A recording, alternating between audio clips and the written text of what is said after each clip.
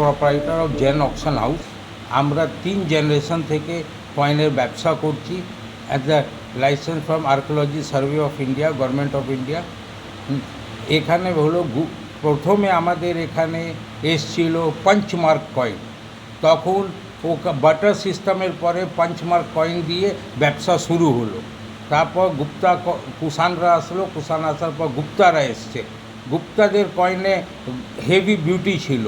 দেখবেন গুপ্তা কয়েনে রাজা ঘোড়া উপরে চেপে যাচ্ছে, শেরের শিকার করছে, বিনা রাজা সমুদ্রগুপ্ত বিনা বাদন করছে।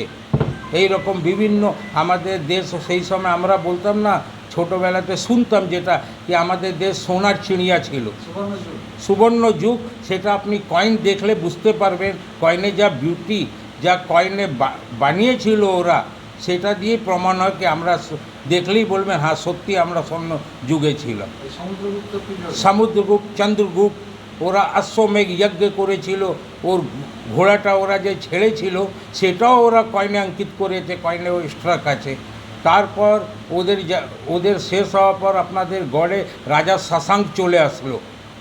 রাজা শশাঙ্ক থেকে এরা মানে হিন্দু ডাইনেস্টিগুলো শেষ হতে শুরু করলো।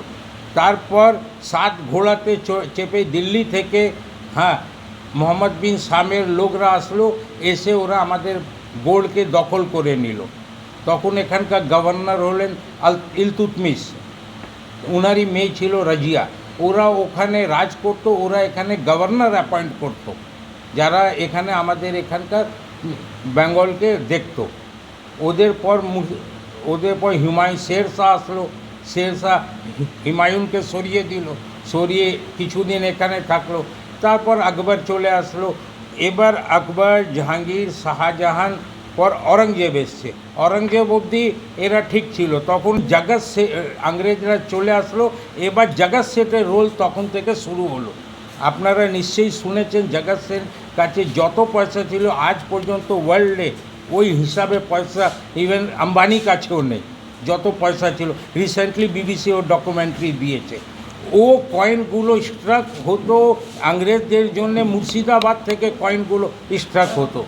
এখান থেকে মুঘলদের জন্য মারাঠাতে যুদ্ধ হতো অরঙ্গজেব মুঘলদের সঙ্গে, এখান থেকে কয়েন স্ট্রাক হয়ে যেত। তারপর এদের ঝামেলাতে ইংরেজরা দখল করে নিল।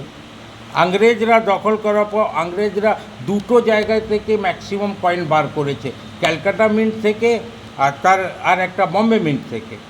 এটা হলো কয়েনের ইতিহাস। আমরা ধরুন আপনার কাছে কোনো কয়েন আছে যেটা সোনার কয়েন, আপনি ভাবছেন অনেক এটা মূল, আমি কাউকে দেখালেন, বললেন 1 লাখ 1.5 লাখ টাকা দাম দিব, আপনি বললেন না এই কয়েনটা অনেক মূল্য হবে, আমি দিব না। এবার আপনাদের যারা জানেন না ওদের কয়েনকে আমরা নিয়ে ওটা অকশনে রেখে দিই। রিসেন্টলি আমাদের কলকাতায় অকশন হয়ে গেল। ওই অকশনতে বায়াররা আসে ইন্ডিয়া বিভিন্ন জায়গা থেকে, ওরা ওটা ম্যাক্সিমাম বিডিং হয়, যে বিডিংয়ে বেশি দেয় ওদের কাছে চলে যায়। এবার আপনি আপনার কয়েনে যা দাম পাচ্ছেন একটু ন্যায্য দাম পেয়ে যান। এবার একটা আর বলি, আমাদের কাছে অফিসে হাজার ফোন আসে, যেটা ইনিও বললেন, ওই আমার কাছে বৈষ্ণোদেবী কয়েন আছে, 5 টাকার ট্র্যাক্টর আছে, এই আছে সেই আছে। ওগুলো কিছু নেই। আপনাকে বলবে এত টাকা রেজিস্ট্রেশন দাও, আপনি রেজিস্ট্রেশন দিবেন, বাস আপনার টাকা চলে গেল। সেটা দেখে একদম বেঁচে থাকুন, ওইসব কিছু না। এটাই বলতে চাই।